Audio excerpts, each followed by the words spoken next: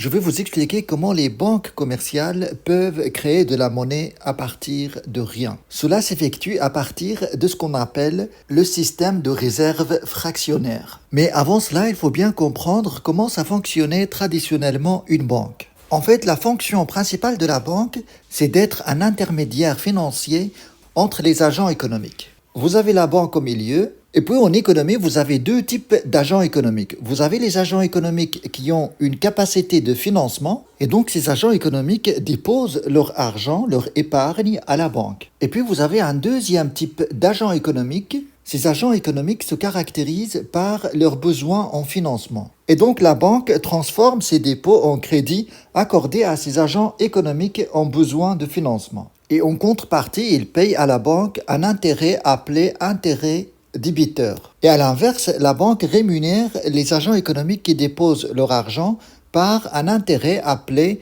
intérêt créditeur. Mais avec l'évolution du système bancaire, les banques fonctionnent plutôt avec un système de réserve fractionnaire. Il s'agit d'un système où les banques commerciales prêtent de l'argent aux agents économiques par un simple jeu d'écriture. En fait, ce système de réserve fractionnaire, ça fonctionne exactement comme l'histoire des orfèvres que je vous ai raconté dans les premières vidéos. Sauf qu'avec la banque, l'or est remplacé par les billets de la banque centrale. Avec l'histoire des orfèvres, pour chaque lingot d'or déposé dans le coffre, les orfèvres accordent 3 fois sa valeur en termes de crédit. Ce qui fait un ratio d'un tiers pour chaque certificat émis. Un tiers, ça représente 33%.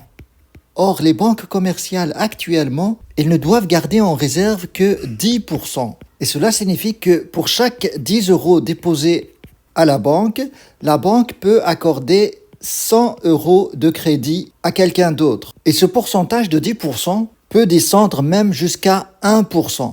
C'est-à-dire pour chaque euro déposé à la banque peut accorder 100 euros de crédit sous forme de monnaie scripturale, c'est-à-dire une simple écriture sur le compte bancaire. Ce pourcentage porte un nom, ça s'appelle des réserves obligatoires. En fait, les banques commerciales sont obligées par la banque centrale de déposer un pourcentage de tout l'argent qui existe sur les comptes bancaires de ces banques commerciales.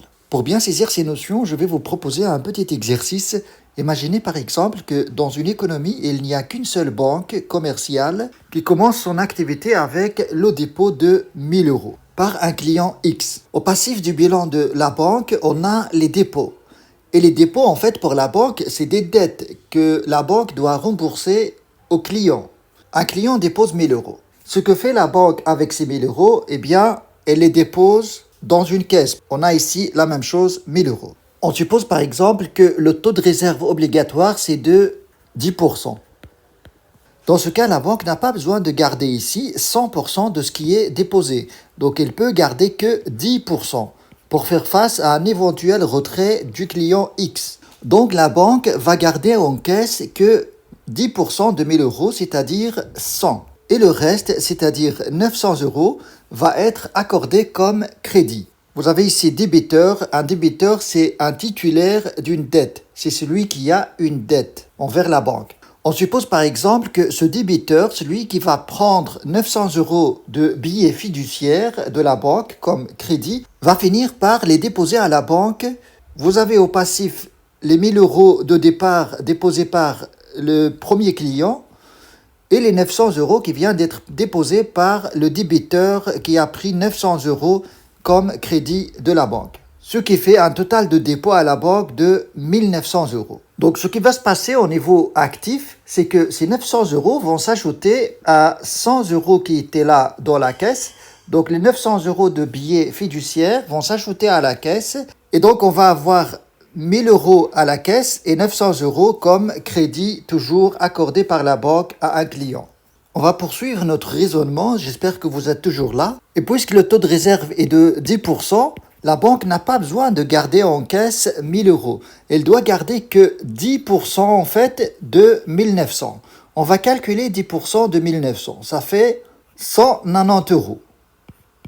Donc là, on va garder que 190 euros. Donc on va avoir la situation suivante. Au bilan 4, vous avez en caisse 190 euros qui correspond à 10% de 1900 et le reste en fait est accordé comme crédit, c'est-à-dire 810 euros en plus de ce qu'il y avait avant, donc c'est 900.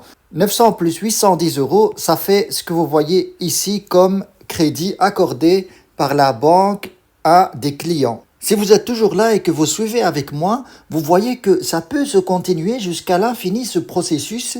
Celui qui a reçu 800 euros de la banque comme monnaie fiduciaire, on va supposer que ça va finir par être déposé à la banque même pour avoir ça sur une carte bancaire, comme monnaie scripturale. Et donc la banque va ajouter cet argent-là à la caisse et puis elle va recalculer les 10% que la banque doit garder en caisse et le reste va être accordé comme crédit. Et encore une fois, celui qui a obtenu un crédit sous forme de monnaie fiduciaire, on va supposer qu'il va les déposer à la banque. La banque va ajouter à la caisse, va recalculer les 10% et accorde le reste comme crédit à quelqu'un d'autre. Et puis ce quelqu'un d'autre, on va supposer qu'il dépose l'argent à la banque. La banque va remettre cet argent à la caisse et puis recalcule les 10% qu'elle doit garder à la caisse. Le reste va être accordé comme crédit à quelqu'un d'autre.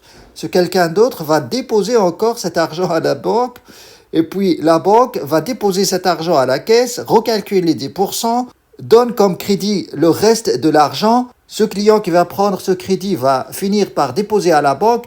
Vous voyez que c'est un processus qui ne s'arrête pas, mais qui explique quand même le fonctionnement de ce système de réserve fractionnaire. Alors, mathématiquement, on peut calculer combien, en fait, la banque peut créer de monnaie scripturale à partir de 1000 euros déposés à la banque sous forme de billets fiduciaires. Dans cette situation, on a pris un taux de réserve de 10%. C'est-à-dire que chaque 100 euros, il y a 10% qui reste en caisse, qui reste à la banque, et 90% qui part sous forme de crédit. Alors, on va calculer ça mathématiquement parlant. Le premier client dépose 1000 euros en banque et reçoit une carte de débit sur laquelle figure 1000 euros. Ça, c'est une monnaie scripturale créée à partir de ce dépôt, de départ. Plus, alors, la banque accorde sur base de ces billets 90% à quelqu'un d'autre sous forme de crédit. Donc, le deuxième client qui va prendre un crédit va prendre 90% de ça, c'est-à-dire 9 dixièmes, ou bien 90 sur 100, donc ça fait 90%. Et puis, on suppose que ce qui est accordé comme crédit ici à un client va finir par être déposé à la banque. Et donc, la banque ne garderait de ça que 10%. Le reste va être accordé comme crédit. Donc, on va avoir plus 1000 euros, 9 sur 10, tout ça multiplié encore une fois par 9 sur 10. Tout ça, c'est la nouvelle monnaie accordée comme crédit à quelqu'un d'autre sur base de ce dépôt-là. En fait, ce processus va continuer. Celui-là, en fait, qui va prendre cet argent, va finir par les déposer à la banque et la banque va recalculer 10% pour les garder à la caisse et 90% pour les donner comme crédit à quelqu'un d'autre. Donc, on va avoir plus tout ça, 1000 fois 9 sur 10 fois 9 sur 10 fois 9 sur 10. Donc, on va mettre simplement puissance 3. Et là, vous avez puissance 2. Et donc ça continue à l'infini. À chaque fois, vous allez avoir puissance 4, puissance 5, etc. Mais le résultat n'est pas une création monétaire à l'infini. Ce calcul donne un résultat fini parce qu'on est en présence d'une suite géométrique de raison 9 sur 10. Et donc, tout ça est égal à 1000 fois 1 sur 1 moins la raison de 9 sur 10. Et tout ça est égal à 10 000 euros. Et cela signifie quoi? Cela signifie qu'avec un dépôt de 1000 euros en billets fiduciaires, la banque peut accorder jusqu'à 10 000 euros de crédit à des clients sous forme de monnaie scripturale. Et en fait, si on réfléchit bien, on n'a pas besoin de passer par tous ces calculs. En fait, 1000 euros, ça représente tout simplement 10% de 10 000. C'est-à-dire qu'il suffit de trouver un chiffre X multiplié par 10% pour arriver à 1000. Et ce X est égal à 1000 sur 10%. Sur 10%, ce qui fait 10 000. En fait, c'est le même calcul que les orfèvres ont effectué à l'époque, tout simplement. Sauf que pour eux, c'était un tiers ou bien 33% au lieu de 10%. Et donc, pour résumer cette situation, si tous les clients, en fait, cherchent à prendre leur argent de la banque sous forme de billets, eh bien, il n'y a que 10% de la population qui va être servie. Bien sûr, dans le cas où c'est 10% le taux de réserve, si c'est 1%, alors il n'y a que 1% qui va être servi